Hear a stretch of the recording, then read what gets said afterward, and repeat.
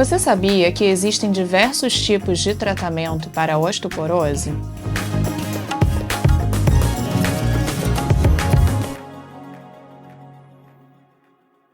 A osteoporose ela é uma doença silenciosa que acomete principalmente as mulheres na pós-menopausa. O osso ele se torna mais frágil, predispondo o paciente a ter fraturas, fraturas que normalmente não acontecem num osso saudável. Se você conhece alguma pessoa que caiu e fraturou o fêmur, ou que caiu, apoiou a mão e fraturou o punho, essas podem ser fraturas por fragilidade e elas precisam ser tratadas, pois elas configuram que o paciente já tem um diagnóstico de osteoporose acontecendo. Para a gente fazer o diagnóstico da osteoporose, o exame padrão ouro atualmente é a densitometria óssea, que normalmente é feita de 2 segmentos do corpo, do fêmur e da coluna lombar, mas que também pode ser feita do antebraço, em alguns casos específicos. Quando a gente encontra ali o diagnóstico de osteoporose, ou quando o paciente já tem um histórico de uma fratura de fragilidade, nós precisamos começar o tratamento. Mas esse tratamento ele vai muito além do uso de cálcio e vitamina D. Além disso, é extremamente importante que o paciente pratique atividade física regular, dentro dos limites que ele possa ter, e que essa atividade física preferencialmente seja uma atividade física de impacto, ou seja, atividades que não são feitas na água, para que a gente estimule a formação de massa óssea.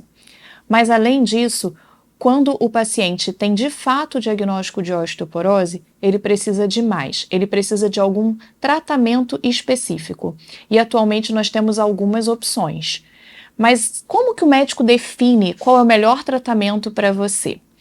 Isso é definido a partir de uma anamnese, ou seja, de uma coleta da sua história muito bem definida. Nós precisamos saber sobre fatores de risco que possam estar ligados a uma maior predisposição de fraturas por fragilidade, como, por exemplo, se tem história de tabagismo, etilismo, se você faz ou não atividade física regular, se existe história familiar de fratura de fêmur, ou seja, se seu pai ou sua mãe tiveram fratura de fêmur na história deles, uma série de questões, se você tem fatores de risco que aumentem a chance de você ter quedas, e tudo isso vai ajudar a gente na decisão do tratamento, porque essas questões, juntamente com o resultado da sua densitometria e com seu histórico de fraturas, determina se você é um paciente de baixo risco, médio risco, alto risco ou muito alto risco para ter fraturas por osteoporose.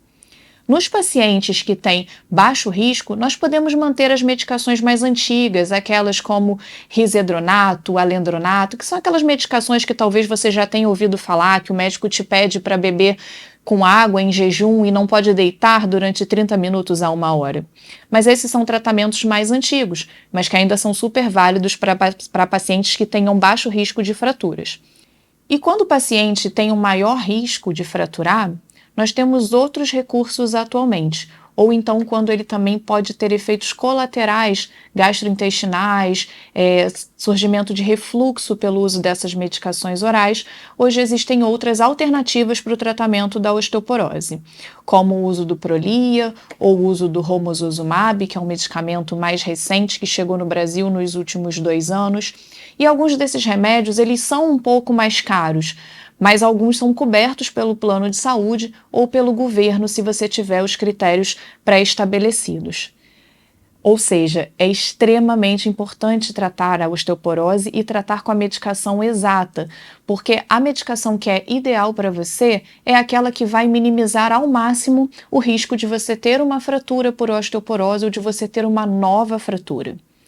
E por que a gente precisa prevenir essas fraturas?